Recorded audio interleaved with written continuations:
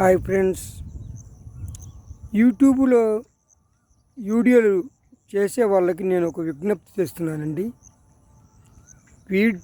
YouTube అంటేనే మన యొక్క టాలెంట్ని మరి చూపించుకోవటం కోసం, అంతే తప్పక ఎవడో చేసిన దాన్ని మనం అనుకరించి, ఎవడో చెప్పిన డైలాగు మనం చెప్పి మరి చేయటం అది యూట్యూబర్ యొక్క లక్షణం కాదు. ఎందుకంటే మన సొంతగా మనం ఆలోచించి మనం ఏం చెప్తున్నామో, ఏం కొత్తగా చెప్తున్నామో అనేది యూట్యూబర్స్ ఆసక్తిగా ఉంటారు, చూస్తారు.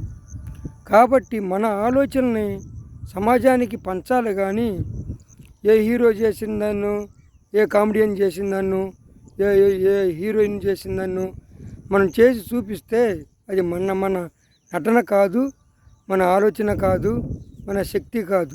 కాబట్టి ఈ పైరసీని కట్టడి చేసి మీరు సొంతగా ఒక సిస్టమేటిక్గా చేసుకొని ఒక పద్ధతిగా చేస్తే మనకి యూట్యూబర్స్ పెరుగుతారు.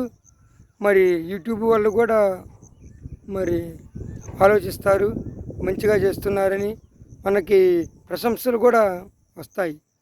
కాబట్టి ఇలాంటి పైరసీలు ఒకవేళ తాత్కాలికంగా మనకి రేటు వచ్చినా కానీ మన మనసు ఒప్పుకోదన్నమాట. ఎందుకంటే మనం మరి పైరసీ చేస్తున్నాము, మరి వాళ్ళని అనుకరిస్తున్నాము అని కాదు.